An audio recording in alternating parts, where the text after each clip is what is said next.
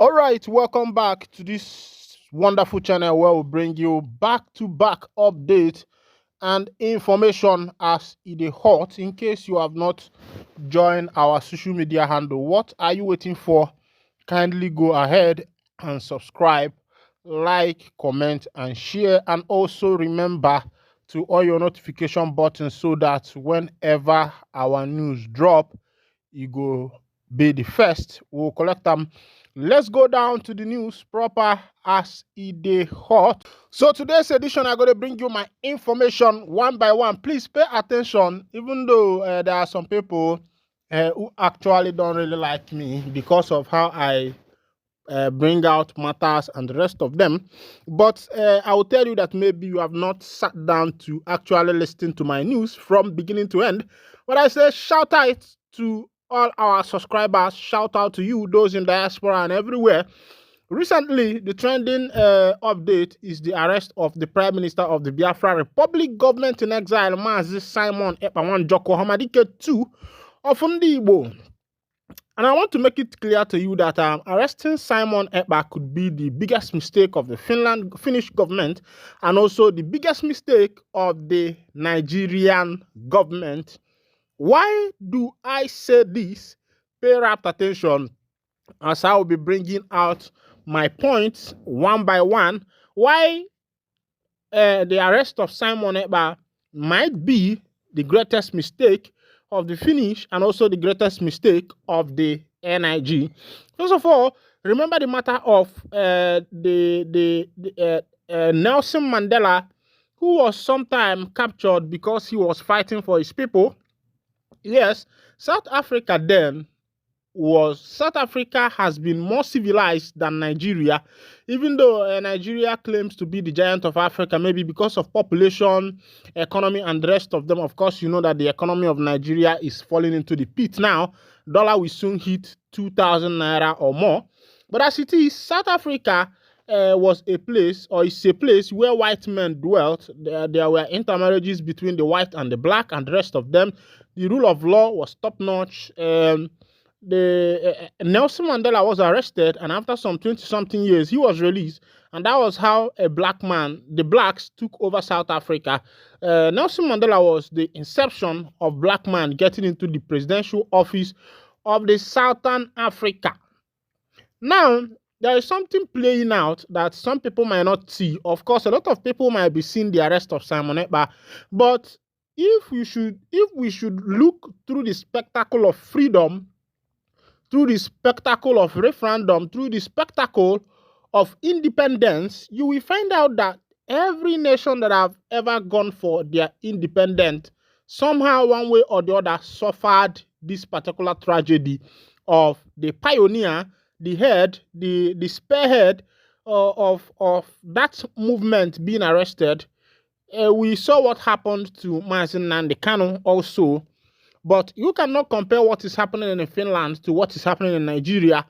Of course, somehow, Nigeria, 80% is somehow lawless. Why would I say that? Is because if you live in Nigeria, you understand. Maybe those who are in diaspora, those who are born abroad, they might be telling you a lot of things.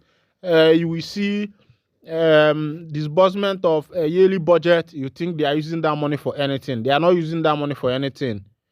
They are just using it to buy their SUV. The roads are bad.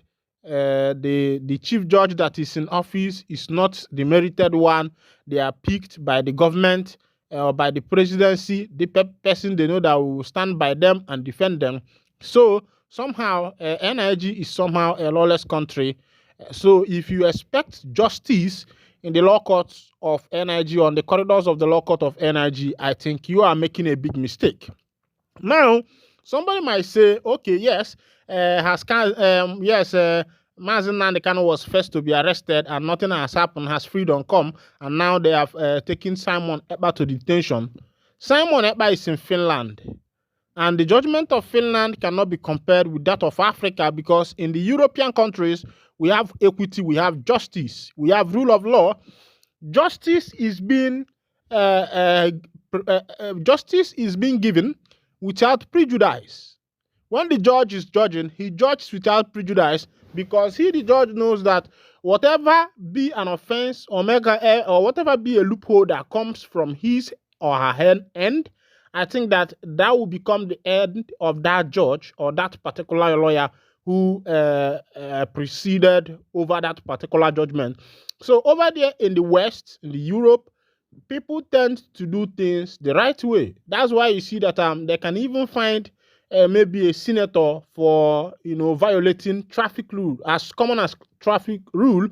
Even if you're a senator or anybody, as long as you violate any law in the UK, they will come after you for it.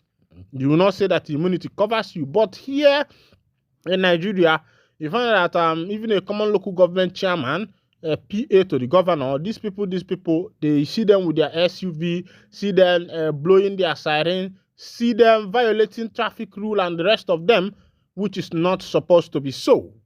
Now, I will say, why would I say that this is the greatest mistake by the Finnish and by the energy government? Of course, you know that the plot that brought about the arrest of Mazi Simon Epka came from NIG. And I will tell you that in NIG, they may think that this will be the end of Simon Epka, or this will be the end of the movement of Biafra liberation movement, or the end of the Biafra Republic government in exile. But I will tell you categorically that this is the beginning, and this is the beginning of nemesis of the NIG, because now Simon Epka has been arrested. Of course, remember the other time that he went to about 3 congressmen in the United States trying to register the case of the indigenous people of the case of the Biafrans, letting the US know that some people like this, they exist.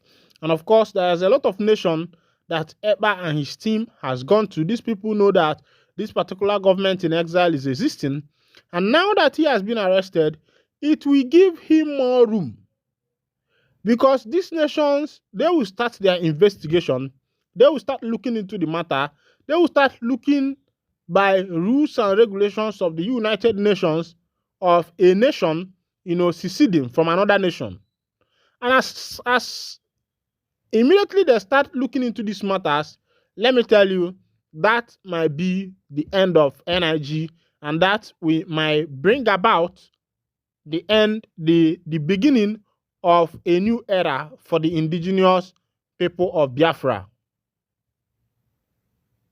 It could be that, because that is actually what I'm seeing. Now, these people will start looking into the matters, making sure that what Simon Epka is being accused of, whether it's true or not. And they also start looking into making sure that whether it is indigenous people of Biafra, whether it's a serious something or the rest of them. And once they find out that it's serious, you find that the United Nations might come in, the European Union might come in, because the matter now, Epka on his own is also a citizen. He's an European citizen. He's a Finland citizen. So I'm telling you that for those that are thinking that the arrest of Simon Epka might cripple the movement of the Biafra Republic government in exile, it's not going to cripple it. I think what this is going to do is that it is going to add more gear, more speed. And being honest with you, this arrest of Epka might add more speed.